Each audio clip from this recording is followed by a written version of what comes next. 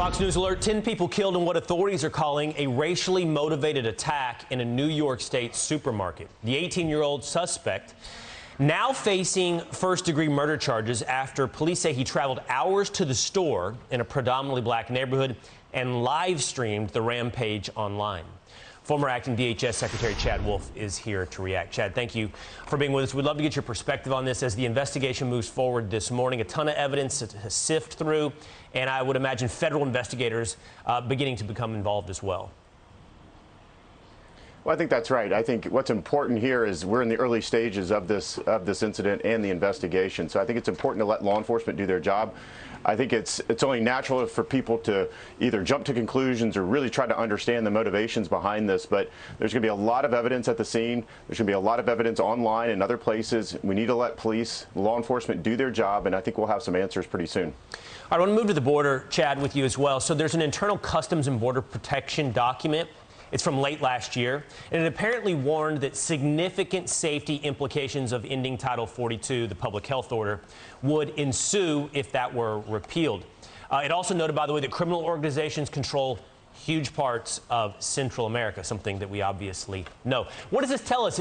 I mean, the takeaway seems to be obvious that the Biden administration knows the risk it's running here in repealing Title 42.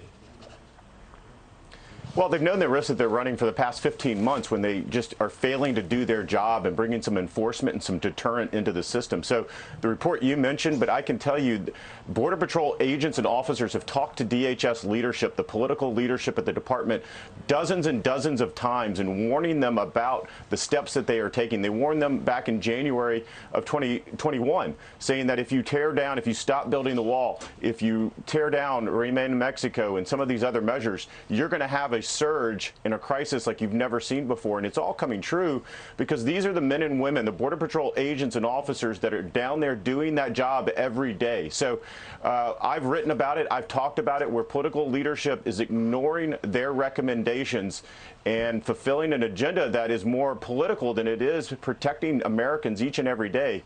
And so absolutely, bringing down Title 42, it's the last tool in the tool belt. If you're a Border Patrol agent or officer, it's the only thing left that allows you to do your job, because the Biden administration has taken away everything else. So absolutely, they are worried about this. You know, I want to follow up on this idea that it's political. So let me see if I'm reading you right.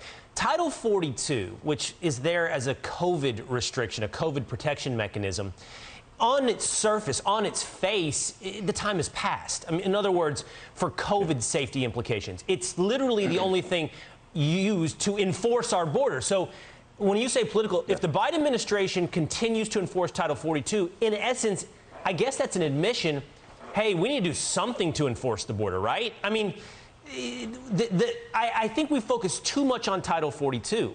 It's a papered over enforcement mechanism that should be being done anyway.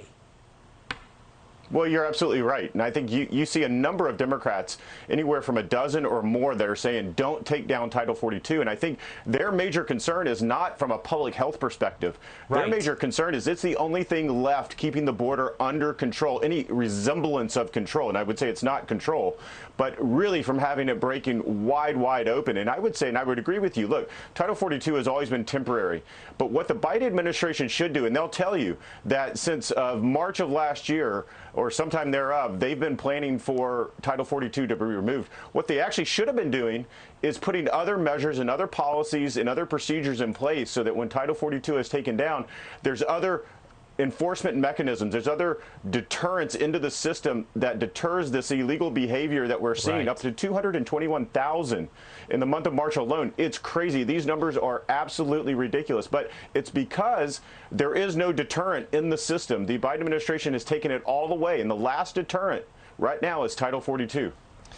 Yeah, absolutely, Chad. Yeah, it's almost like let's make Title 42 separate from COVID, independent of COVID, and a true enforcement mechanism for our border as it remains in place. Okay, Chad, thank you for joining us this morning.